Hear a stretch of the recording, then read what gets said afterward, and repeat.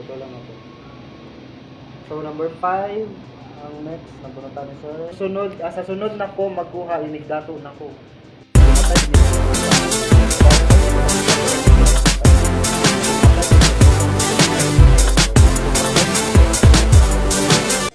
Number 5. Sa sunod na ko magkuha inig dato na ko. Nako. Nasunod na to siya magdato Oo. pag magdato na siya saka siya magkuha. Sa tinuod lang, ang the best time to get a life insurance is now. Nga nung kula kung tanin mo nga mutato ka. Ano sa pato? O, kanus na pa to. No? Ano sa pato dai? It would take you a long time. Base,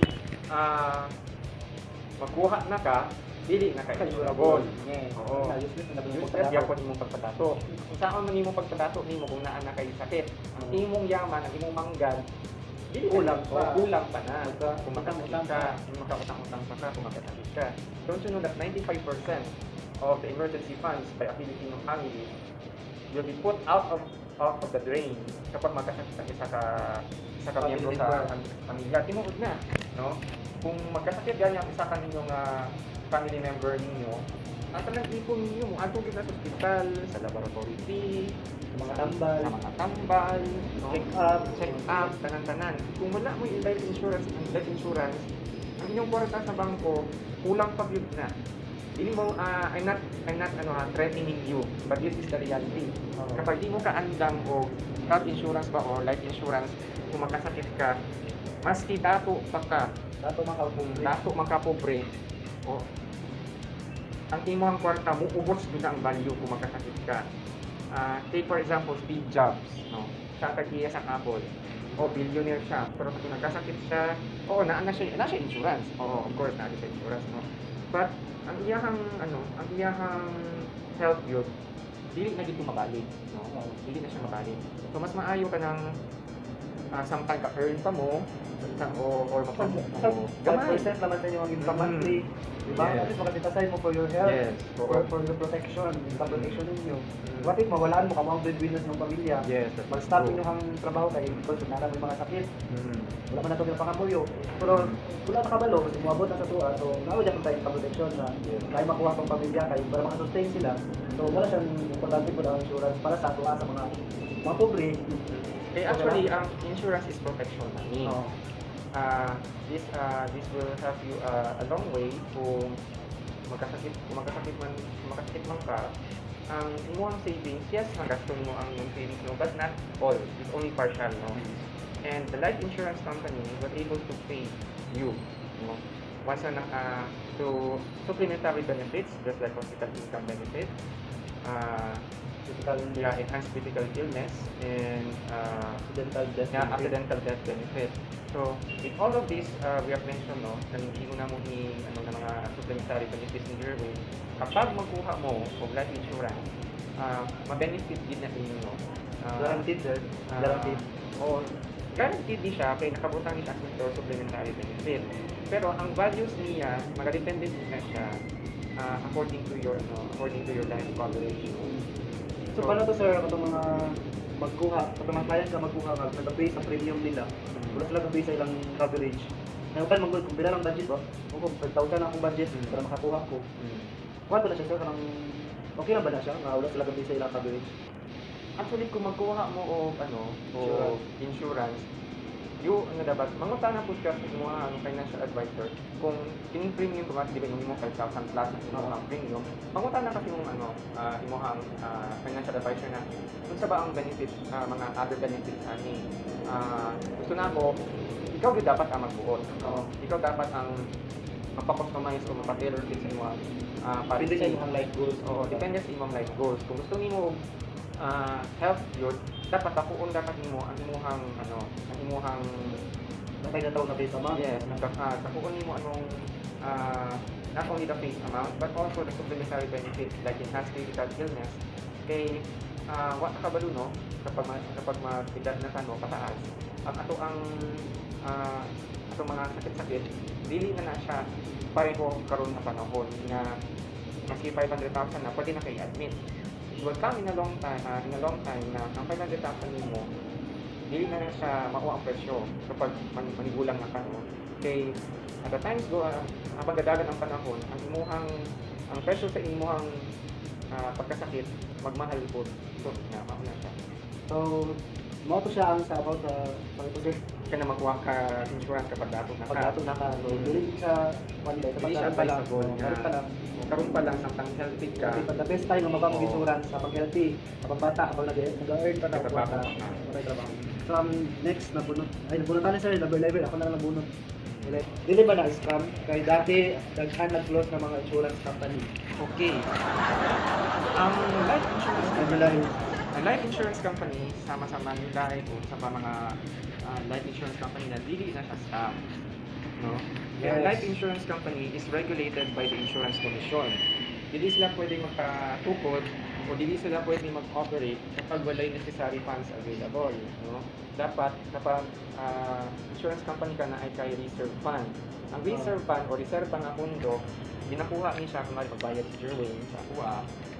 A portion of that, katong gigon ko na ako sa ganina, a portion of that goes to your protection, no? And goes to your investment as well. And a portion of that will also go to the reserve fund. Kay mauni ang ginagamit sa pagkakasakit ng katao, mauni ang ginagamit as claim benefit, no? So dili siya scam nga para sa kapa sa alam ko na Sure dito, o kilalang kakabulan mag ano ka one time payout ba dagang kanila 40%, 60%, dili siya mao. Okay, ang insurance company karon yung investment component sila that will take you a long term investment. Dili na siya kanang dili na siya parang kanang magtanong ka tapos dayon nimo i-harvest. Kung sa ano pa, kung sa pananom pa, udlot pa lang gani ang liso, waon na nimo, no? Wala kay mga na to. Wala ka may maani ana no or kung Sir, sa madali, di ba usually mga nag-close ng mga company, pre-need mga company. pre-need company to siya. So kita dili na ta pre-need company siya, no? Pre-need company ibig sabihin, pre-need company mauni ang mga kumpanya na they are operating in the guise of being a life insurance company. Dili sila registered sa insurance commission. That is under SEC. that is under ang insurance commission is under Department of Finance. Isa na siya ka-attached agency. Ang SEC code is also a regulating body ng government. Oo. Pero ang pre-need company dili siya registered sa insurance commission, nasa SEC lang siya. Insurance sana lang siya sa Securities and Exchange Commission. So ang Insurance and Exchange Commission, regulating body niya nakatangkaw lang sa performance nimo, ng sa mga board of directors nimo. Usually corporations lang ang register sa SEC. So maumpo din itabo sa let's say kaning mga pre-need na mga company just like Prudential, CAP, kung sa pa dira sa una, no? More than 200 companies na nagsarado sa Philippines, no? Like for example, naitabo sa CAP o sa Caring Insurance Plan. Daghan sila gi-release ng mga plano, college education plan sa una, no? Siguro mga early 80s or 90s na siya, no? Pero ang naitabo sa ilaha, ang reserve fund dapat ihatag nila niya as educational fund sa mga ilang mga policy or sa policy holders nila.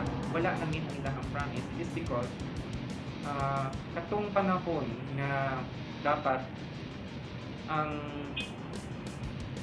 Commission on Higher Education o ang DepEd gitagaan nila og leeway or gitagaan nila og katungod ang mga private or mga private institutions, no, na magtaas og tuition fee from 7 to 12%. So, Per year. So wala nila year. na wala sila anticipate. nakakagahod, wala sila ka-anticipate. So during that time, ang pre-need man kung ibig sabihin, naka-estimate na ang values sa ilang plano. So wala nila itong percentage na mag-increase. So siguro sa actuarial code nila, wala po nila natanaw kung pila gyud dapat ang ilang ihatas sila para siguro say biro nimo milyon, no? Oo. So siguro nakulangan sila pondo, wala na nila na-address ang issue sa ilahang mga policy holders. Nag-stop sila. So kita dili tayo nga na sir, no? Kay dako man ako reserve funds. Yes. Dili jud ta matawag na Dili ta matawag na pre-need pre-need company. So mo to siya guys. Dili pre-need company ang amo ang company dili man live. So, last na nga question kay sir. So, last question. Number 8. Number 8. Alam mo, tama. Sa kadaghan sa mga insurance company nga nung Manulife man, sir. Okay, good question, no? Sa kadaghan sa life insurance company, why choose Manulife? So, number 1, Manulife is a life insurance company. Dili siya clinic na company. Ang company namo is a multinational company. Ibig sabihin, foreigner ang tagila. And we are based in Toronto, Canada. Globally, we are able to operate in any business. Operate kami, no? Sa among life insurance business around the world, no? Sa tibuok kalibutan, 132 years na or higit pa. Dito sa Philippines, sir, ilang years na? Sa Philippines, nagsugod ang Manulife 1907. So that is 113 years. And number 2, market capitalization. So mao ni ang price tag o mao ni ang presyo sang isa ka kumpanya na mag-operate sa isa ka country like the Philippines, no, sa Pilipinas. So ang value karon sa market capitalization sa Manulife is 1.5 trillion pesos. So trillion ang dili siya billion. So ibig sabihin murag dako ang iyahang ambag sa Philippine progress, no. Kay if we could only mention trillion, kung makabanggit tayo ng ng 1.5 trillion, madunggan lang nato na siya sa atong national budget, no. Oo. Pero ang Manulife, ang presyo sa Manulife kung palitunin mo ni siya 1.5 trillion. So sa inana kadako nga market capitalization or kapital sa negosyo, ang mga claims ninyo, living man or death benefit, mahatag na siya ni Manulife, diba? So kung mangita mo og life insurance company, choose Manulife. And number 3, daghan ni branches or offices, no, or opisina sa tibuok Pilipinas. Sa una, katong nagsugod pa si Manulife diri, ang opisina is sa Manila, sa Cebu, sa Davao lang. Karon, sobra na ni 50 ka opisina, o karon tuig daghan kami opisina nga mag-open pa. Kay ang Manulife, ang panantaw nila, no, paglantaw nila sa Philippine economy, nag-aasenso, no? Ug daghan mga Pilipino ang gusto na to keep themselves protected and secured. So mauna nagatan-aw pod or ginaay pod sa Manulife nga mag-open sila business or mag-open sila business or offices sa mga lugar o sa mga regional centers, no, na naay potential, no, sa pareha sa Jensan, pareha sa Coronadal, no, sa Butuan, pareha sa Oro, yan, sa Buanga, daghan-daghan ng mga office nito. Sa una, wala kanino, pero karon isog kayo si Manulife, no, na mag-open og mga branches sa mga lugar na akong i-mention, no. And sa tibuok Pilipinas, maski na for example, sa Jensan ka, then maato ka o Cebu, Ay, office. tapos na kay bayaran nimo ang premium or imong life insurance nimo, no, kay nag-due date na ka, pwede nimo i-transact sa Manulife Cebu. Okay. So, pero karon sir, ba may cashless naman tayo? Yes, diba, sir? cashless. Cashless na tayo. Pwede na Gusto ko siya. na mo i-share ni Jerwin starting April 1, 2020, cashless na po si Manulife. So, very convenient. So guys. very convenient sa mga financial advisors ninyo o O sa sa inyo inyong mismo. hapon mismo. Kay kami as life insurance advisors, we don't pwede na gyapon na mo makolekta ang inyong premiums, no, pero diretso na ni siya sa bangko. Or kapag enrolled ka mo sa auto debit arrangement or online payment facilities, Automatic na. automatic na siya na ma-credit sa yung ma-credit or ma-debit sa inyong account kapag online payment options, no. And kami as financial advisors, no, igo ni mag-update, igo ni mag-inform sa inyo na June na ninyo, and as much at the same time, we can give you a sound advice kung asa ninyo i-invest ang inyong account. Yeah, inyong kwarta. Hinabuan. Hinabuan, no? Long term ta, ha, dili ta short term. Long term ta. Para if you really want to earn that hard-earned money, to have that gusto niyo naman buwang na mo, halang kayo ng day, na Travel na lang para travel, bilhin. so, kay Bili, even in-shopping, mag-cruise ka, mag-Europe, hotel, so enjoy retirement years, dapat mag-invest pag long term. Yes. So, mauna, isa po ka way na mahatag or matabang ni Manulife. Sir, thank you kayo sa time, sir. Napag-ban naman. Si Sir Nestor Day, guys, so naghatag siyang mga advice sa ato kung paano na to ma-maximize ang life insurance.